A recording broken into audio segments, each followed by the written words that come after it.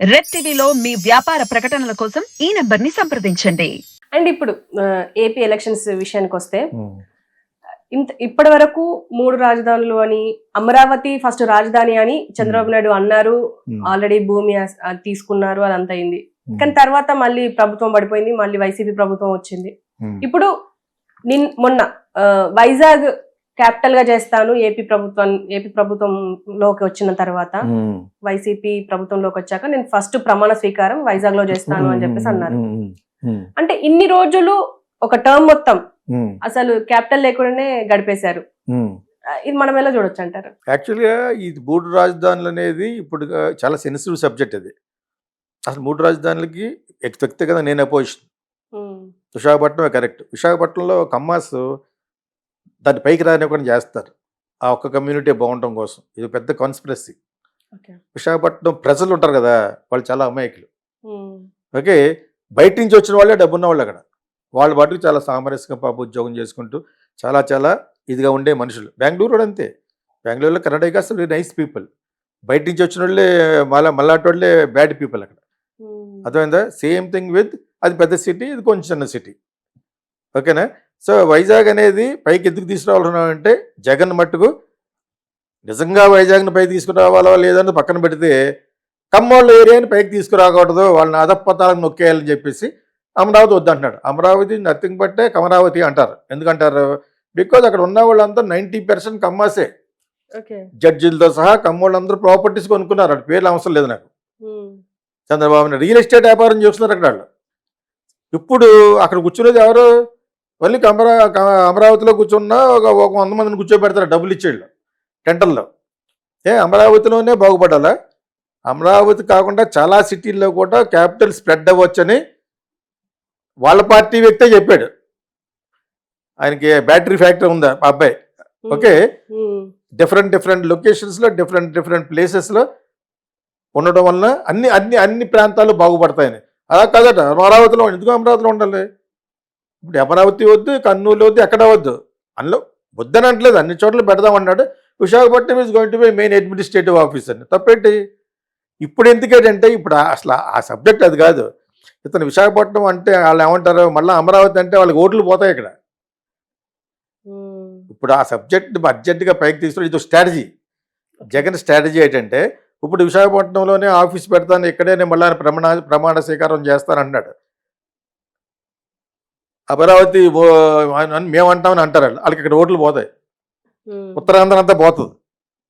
దీని ఇంకా ఫోకస్ చేసేస్తారు వాళ్ళు.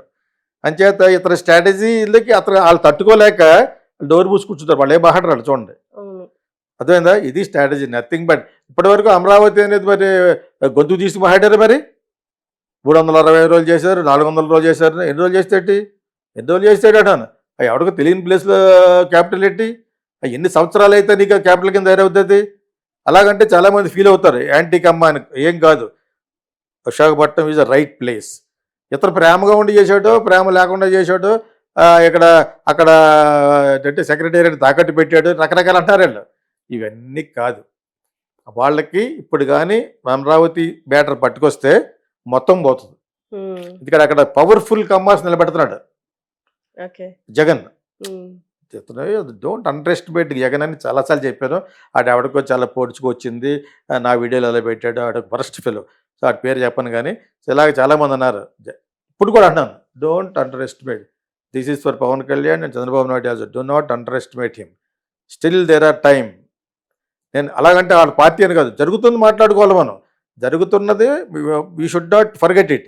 వాట్ ఈజ్ హ్యాపెనింగ్ అనేది స్ట్రాటజీలో ఉన్న what you call that power of his plans are very difficult. అతను ఆరితేరిపోయాడు. మొత్తం అసెంబ్లీ నుంచి వాకౌట్ చేసి రిజైన్ చేశారు కదా. అలా ఎవరు చేశారు? కాంగ్రెస్ లాంటి జైంట్ని ఎదుర్కొన్నాడు, గెట్ లాస్ట్ అని కదా. అంతే ప్లస్లు ఉన్నాయి, కొన్ని మైనస్లల్లో అతను చేసిన లిక్కర్లో డిజిటల్ పేమెంట్ లేదు. తర్వాత వచ్చి సిమెంట్ కదా, ఇసుకలో చేస్తారు. మరి వాళ్ళు డబ్బులు ఖర్చు పెట్టి ఎమ్మెల్యే అయినట్టు డబ్బులు సంపాదించుకోడు, వాళ్ళు సంపాదించుకున్నారు. తర్వాత సమ్ కైండ్ ఆఫ్ వాళ్ళ బాబాయ్ గారు మర్డరు, ఇటువంటివన్నీ కొన్ని బ్యాడ్ అయితే తప్పితే అడ్మినిస్ట్రేటివ్ వైజ్ బీసీలకి, ఎస్సీలకి, ఎస్టీలకి హీఈస్ డూయింగ్ బెస్ట్. వీళ్ళు అక్కడ ఫోకస్ చేసి 50 సంవత్సరాలకే నీకు పెన్షన్ ఇస్తాను. 40 సంవత్సరాలకి దానికి రూల్ ఉండక్కర్లేదా? 50 సంవత్సరాలకి పెన్షన్ ఒకటి కొన్ని 30 సంవత్సరాలకి ఇచ్చేయి. ఇంట్లో కూర్చొని హ్యాపీగా టీవీ చూసుకుని కూర్చుంటాడు. 50 సంవత్సరాల పెన్షన్ ఏంటి? 60 సంవత్సరాలు ఎందుకు పెట్టారు ఇంటర్నేషనల్ లెవెల్లోనూ? అప్పుడు కామన్ సెన్స్ లేదట్టి చంద్రబాబు నాయుడు వాళ్ళందరికీ. 50 సంవత్సరాల పెన్షన్ ఒకటి 60 సంవత్సరాలు అనేది అక్కడికి శారీరకంగాను మానసికంగాను కలిసిపోతాడు కాబట్టి అప్పుడు రిటైర్మెంట్ ఇస్తారు. నువ్వు 50 సంవత్సరాలు కాదు 30 సంవత్సరాలకి నీదేం పోయింది డబ్బు? ప్రజలు కట్టిన డబ్బులే కదా. That is non sense. 50 సంవత్సరాలకి ఇవ్వడం అనేది నాన్ సెన్స్. నో, జరుగుతుంది ఎగ్జిస్టింగ్ అనే దాన్ని ఏదో విధంగా మార్చాలి అని ట్రై చేస్తారు యాక్చువల్గా. Jagan is by all means correct but for this 3 facts of his own బాబాయ్ గారు murder and also liquor and also ఇసుక మాఫియా. అంటే ఇప్పుడు చెల్లి షర్మిలను కూడా బయటికి నెగ్లిబుల్స్ లో మా అమ్మాయి పానకంలో పుడకలాగా కరివేపాకు వడ్డషీను ఏం తనువులేని మాటలు మాడుతుంది ఆ అమ్మాయి కీసు గొంతుకు వేసుకుని. First of all they hater ఆ గొంతుకి నిజంగా చెప్పాలంటే. తర్వాత ఏదో కాంగ్రెస్లోకి వెళ్తే ఎవడొకటి చంద్రబాబు నాయుడు లాంటి వాళ్ళు ఫండ్స్ ఇస్తారని వాళ్ళ తమ్ముడి మీద వాళ్ళ అన్నయ్య మీద చేస్తే ఏం ఉండదు, ఎఫెక్ట్ ఉండదు అసలు. అంటే చాలామంది వస్తూ ఉంటారు పోతూ ఉంటారు యాక్చువల్గా. అందులోని ఓన్ ఫ్యామిలీలో వచ్చారంటే ఓటేసి ఒకటి ఆలోచించడం ఇవిడికి ఏదో లబ్ధి జరగలేదు ఇలా జరిగిందని అనుకుంటారు. అంత తెలివితేటలో ఉన్నారనుకుంటే నేను అయితే నమ్మను. అది నిజంగా తెలివితేటలు అయితే ఇక్కడ కేసీఆర్ని ఓడించడం, నేను అది చేశాను ఇది చేశాను ఇది చేశాను అంటే ఇక్కడ నమ్మారు. యాక్చువల్లీ చదువుకున్న వాళ్ళు అమాయకులు, ఎడ్యుకేటెడ్ పీపులే నమ్మేస్తారు తొందరగాను. విలేజ్ వేయలేదు చూసారు అక్కడ. విలేజ్ పీపుల్ ఆలోచిస్తారు మనకేం చేసేది అస్తమానం వాళ్ళ ఫ్యామిలీ చేసుకున్నాడు వాళ్ళు ఆలోచిస్తారు కూర్చుని పొలంలో కూర్చుని.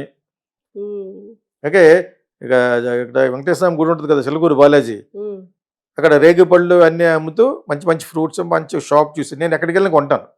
నాకు ఇష్టం అటువంటి తీర్థాల్లా ఉండే వాటిలో కొనుక్కుని ఆ కార్లో తింటూ ఉంటాం.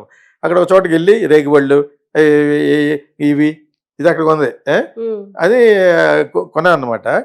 తర్వాత రేగుపళ్ళు ఏదో చెప్తే సీఎం చెప్తాను నువ్వు ఇలా రేట్లు ఎక్కువ వేస్తున్నాను సరదాగా జోక్ వేసాను అనమాట. అది చెప్తే చెప్పండి మేము మా సంపాదించుకుంటున్నాం మేము కేసీఆర్నే లెక్క చేయలేదు ఆవిడ అంటుంది. ఆవిడ పక్కన దే ఆర్ మోర్ లైవ్. మీకు అర్థమైందా? వాళ్ళలోంచే హృదయపూర్వకంగా మనకు బయటకు వస్తుంది. చదువుకున్న వీడికి ఉంటారు కదా బిజినెస్ చేసుకుంటూ ఏంటిగా గొడుగు పెడతారు ఇక్కడ సిటీల్లోనూ టౌన్స్లోనూ. ఎవడ గవర్నమెంట్ అయితే ఆడు జెండా ఎదురు పెడతారు. ప్రెస్ అని ఒకటి పెడతారు కార్లలో. తెలుసా మీకు నిజంగా ప్రెస్ అనే కార్లన్నీ ప్రెస్ కాదు అది. మీరు వెళ్ళిపోవచ్చు కదా మీరు ఎక్కడికి పడితే అక్కడికి అని చేత ప్రెస్ అని పెడతారు అనమాట. వీళ్ళు ఏంటగా గొడుగు పెట్టేవాళ్ళు ఎడ్యుకేటెడ్, అందుకని వాళ్ళు అమాయకంగా వేసి గుద్దేశారు. విలేజ్లో మటుకు they did not vote for KCR because they are true people. వాళ్ళు ఆలోచిస్తారు అనమాట. ఓకే.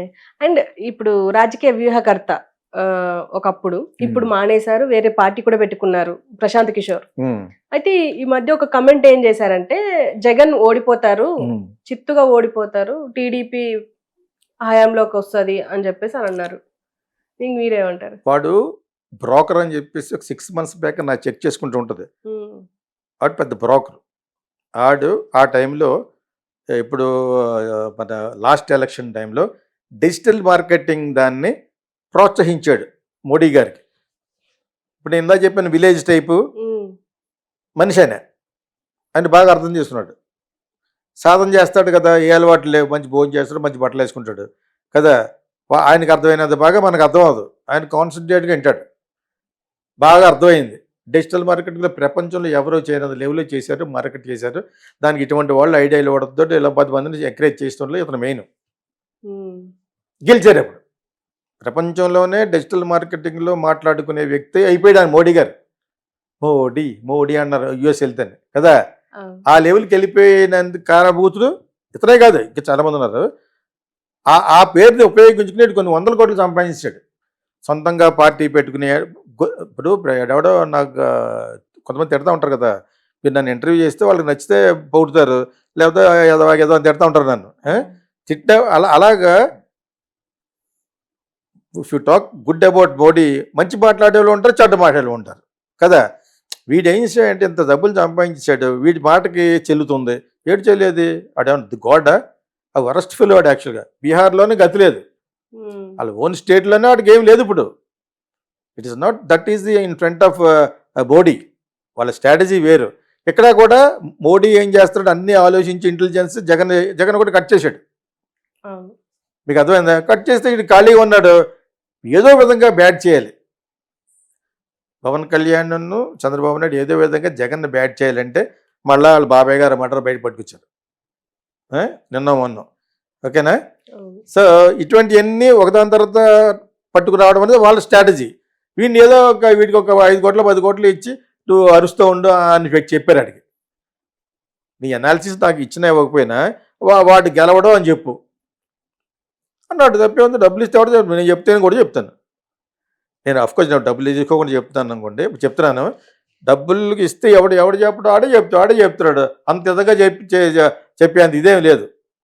అండ్ ఏ సర్వే చేయకుండానే ఈ మాట అన్నారు.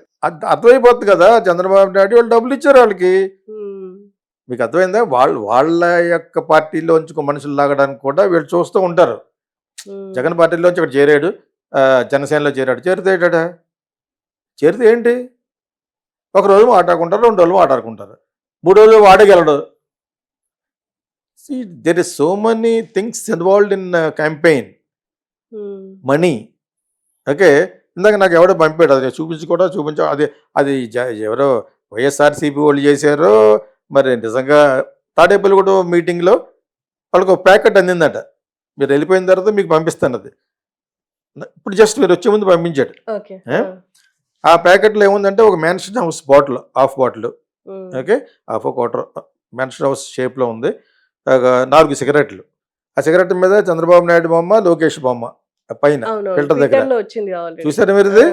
సో దాని తర్వాత పక్కన తినడానికి మంచింకి చిప్స్, ఒక స్వీటు. ఆ స్వీట్ పైకి ఎత్తితే ఈయన 500 రూపాయలు కాగితాలు. అదొక 5-6 వేలు ఉంటుంది అనుకుంటా. 5-6 వేలు ఉంటుంది, కానీ ఒక 3-4 థౌజండ్ ఉంటుంది.